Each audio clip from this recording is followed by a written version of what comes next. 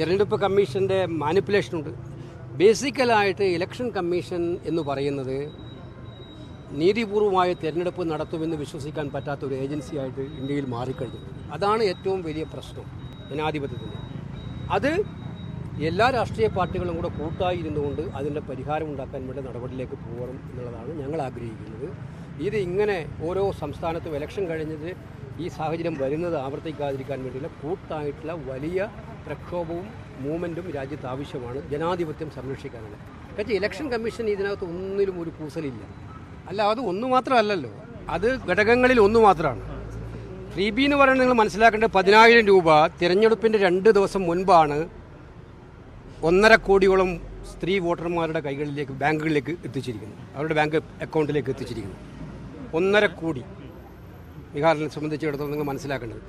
അപ്പോൾ അത് പഴയ സ്കീമാണെന്ന് പറഞ്ഞിട്ട് കൊടുക്കുന്ന പണം എപ്പോഴാണ് കൊടുക്കുന്നത്? തിരഞ്ഞെടുപ്പിൻ്റെ തൊട്ട് തലേ ദിവസം.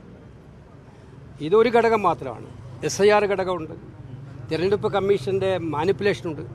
ബേസിക്കലായിട്ട് ഇലക്ഷൻ കമ്മീഷൻ എന്ന് പറയുന്നത് നീതിപൂർവമായ തിരഞ്ഞെടുപ്പ് നടത്തുമെന്ന് വിശ്വസിക്കാൻ പറ്റാത്ത ഒരു ഏജൻസിയായിട്ട് ഇന്ത്യയിൽ മാറിക്കഴിഞ്ഞു. അതാണ് ഏറ്റവും വലിയ പ്രശ്നം ജനാധിപത്യത്തിന്. അത് എല്ലാ രാഷ്ട്രീയ പാർട്ടികളും കൂടെ കൂട്ടായി ഇരുന്നുകൊണ്ട് അതിൻ്റെ പരിഹാരം ഉണ്ടാക്കാൻ വേണ്ടി നടപടിയിലേക്ക് പോകണം എന്നുള്ളതാണ് ഞങ്ങൾ ആഗ്രഹിക്കുന്നത്. ഇത് ഇങ്ങനെ ഓരോ സംസ്ഥാനത്തും ഇലക്ഷൻ കഴിഞ്ഞത് ഈ സാഹചര്യം വരുന്നത് ആവർത്തിക്കാതിരിക്കാൻ വേണ്ടിയുള്ള കൂട്ടായിട്ടുള്ള വലിയ പ്രക്ഷോഭവും മൂവ്മെൻറ്റും രാജ്യത്ത് ആവശ്യമാണ് ജനാധിപത്യം സംരക്ഷിക്കാനുള്ള. കാരണം ഇലക്ഷൻ കമ്മീഷൻ ഇതിനകത്ത് ഒന്നിലും ഒരു കൂസലില്ല. ഉണ്ടെങ്കിൽ ഇത് അനുവദിക്കുമോ? തിരഞ്ഞെടുപ്പ് പ്രഖ്യാപിച്ചു കഴിഞ്ഞ് മോഡ് ഓഫ് കോഡൽ കോണ്ടാക്ട് വന്നു കഴിഞ്ഞ് വീടുകളിലേക്ക് നേരിട്ട് ക്യാഷ് 10,000 രൂപ, 20,000 രൂപ, ആദ്യത്തെ 10,000, പിന്നെ രണ്ടാമത്തെ 20,000 എത്തിക്കുക ചെയ്യും. ഇതാണ്. പിന്നെ കൃത്യമായ വോട്ട് ചോരൽ നടന്നു. കേരളത്തിൽ ആ ഒരു രീതി നടപ്പിലാക്കി കഴിഞ്ഞാൽ കേരളത്തിലും അല്ല, കേരളത്തിൽ നടപ്പിലാക്കാൻ അങ്ങനെ അനുവദിക്കുന്ന പ്രശ്നമില്ലല്ലോ. നമുക്ക് നോക്കാം. കേരളത്തിലെ രാഷ്ട്രീയം വ്യത്യസ്തമാണല്ലോ. എന്തായാലും നമുക്ക് നോക്കാം. എന്തായാലും ഇതിനെതിരായിട്ടുള്ള ശക്തമായിട്ടുള്ള സാഹചര്യം ഒരുക്കാൻ ഞങ്ങൾ മുന്നോട്ട് വരും.